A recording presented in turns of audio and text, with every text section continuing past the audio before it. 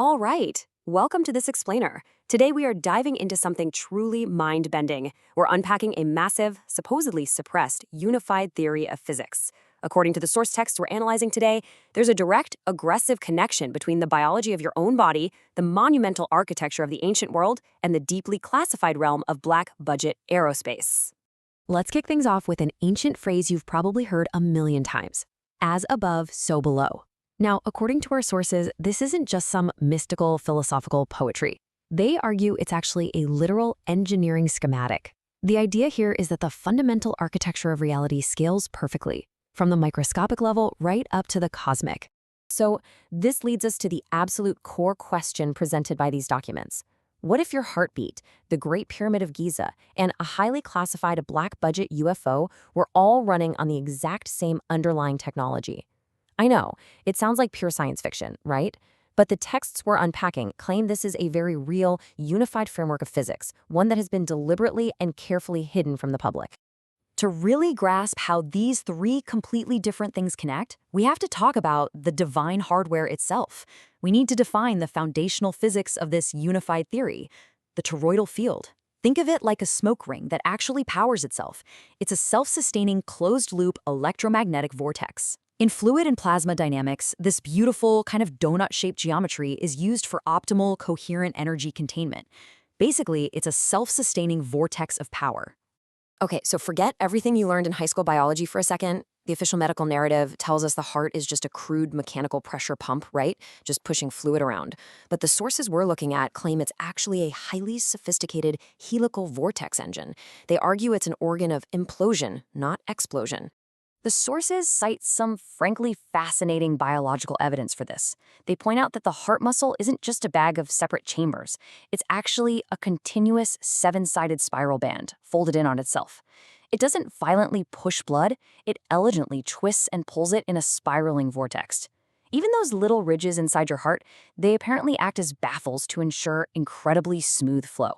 Ultimately, the texts claim this biological engine generates a massive toroidal electromagnetic field called the Ka, acting like a resonant tuning fork for the Earth's own frequency.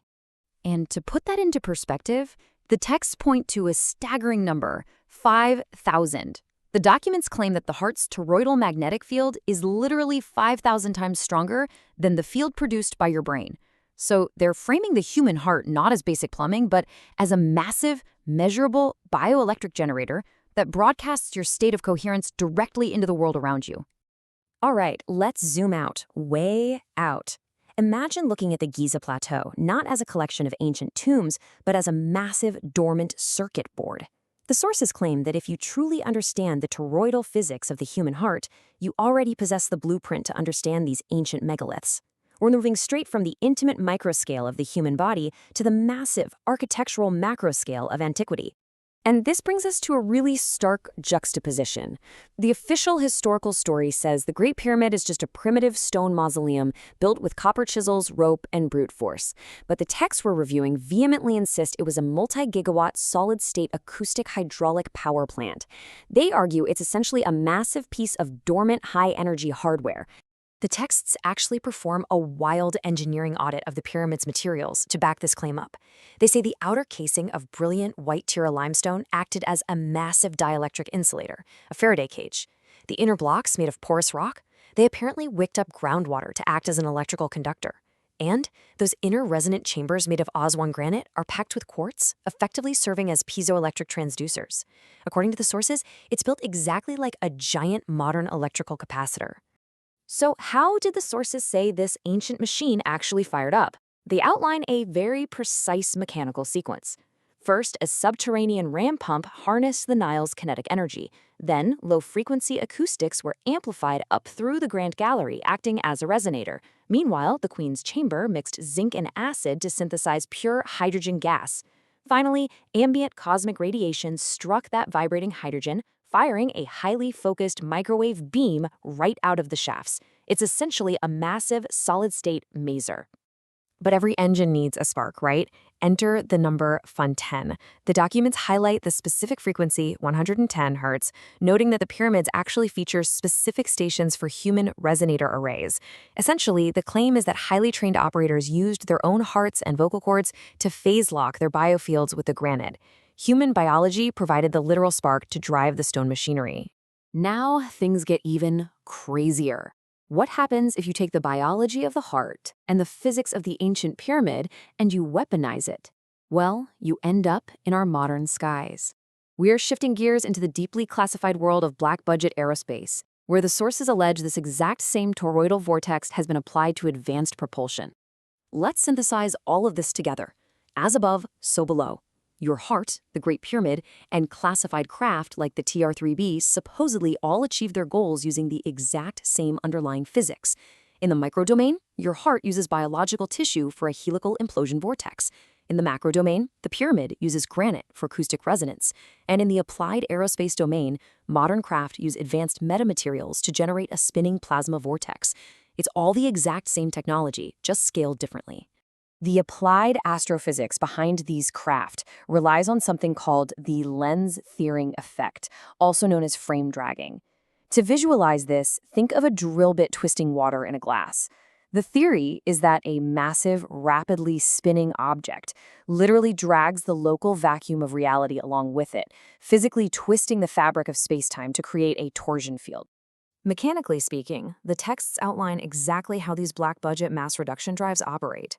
You pump millions of volts into huge capacitors, which spin a mercury plasma vortex at extreme speeds at the center of the craft. Now, this spinning plasma acts as the technological equivalent of the human heart's toroidal field. It generates a localized gravitational smudge that effectively polarizes the vacuum, isolating the craft from normal spacetime. And the texts zero in on a very specific number here, an 89% mass reduction. The authors view this oddly precise metric as the mathematical fingerprint of human engineers pushing a reverse-engineer technology to its absolute laboratory limits. We're talking about reducing a 100-ton craft's effective mass to a mere fraction, enabling speeds and maneuvers that should be completely impossible. Which brings us to the big, inevitable question in this narrative. If the heart, the pyramid, and the UFO all run on this unified, zero-point toroidal field, why isn't it public knowledge? Well, the sources outline a systematic quarantine. They describe a coordinated, highly aggressive effort by what they term the deep state to suppress this unified field theory from civilian awareness. The documents claim the tools used for this suppression are deeply bureaucratic. They allege a classified algorithm called the Patent Security Category Review List actively intercepts civilian breakthroughs. If an inventor gets too close, they are slapped with a John Doe secrecy order, legally gagging them under threat of federal prison. Meanwhile, they point out that the U.S. Navy openly holds actual patents for high-frequency gravitational wave generators, which the texts claim are used in classified operations like Project Murmur for localized temporal distortion. Just to give you a sense of the sheer scale of this alleged cover-up, 6,000. According to audits of the Patent Office cited in the materials, there are currently over 6,000 active secrecy orders locking away civilian blueprints in dark vaults. The sources argue the system is designed to legally swallow up any technology that threatens to break this frequency quarantine. And the sources even pull corroborating evidence from within the intelligence community itself. They cite a declassified session from a highly cleared CIA remote viewer who was tasked with describing megalithic structures. The viewer explicitly stated, it's strictly a really large, looks like a generator of some kind. It has intersecting water channels. For the authors of these texts, this proves intelligence agencies have known all along that these ancient sites are actually active solid-state generators. So, bringing it all back home, we're left with what the texts call the toroidal truth. The human heart is the biological engine. The Great Pyramid is the ancient planetary engine. The classified TR-3B is the weaponized aerospace engine. All three manipulate the exact same resonant field of spacetime. Biology, architecture, and technology all totally unified under one suppressed physics.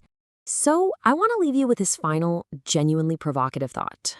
If your heart really is the ultimate piece of divine hardware, a literal toroidal vortex engine capable of interacting with the very fabric of spacetime, what frequency are you choosing to broadcast right now? Thanks so much for learning with us today.